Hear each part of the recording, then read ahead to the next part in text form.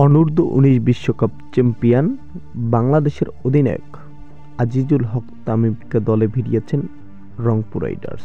যুব 19 বিশ্বকাপে তেমন একটা পারফরমেন্সে জায়গা করতে পারেনি আজিজুল হক তামিম, কিন্তু দেশে এসেই এনসিএলের ম্যাচগুলোতে ভালো পারফর্ম উপহার দিয়েছে দলের জন্য। একদিকে রংপুর রাইডার্স থেকে ছিটকে যাওয়া সৌম্য সরকার, আবার অপরদিকে তার জায়গাটুকু ধরে রাখতে দলে নিয়েছে তাকে। গতকাল রাতে এক সূত্রে এমন বিষয়টি প্রচারিত হয়েছে। অফিসিয়ালি কোনো আপডেট এখনও দেয়নি রংপুর রাইডার্স।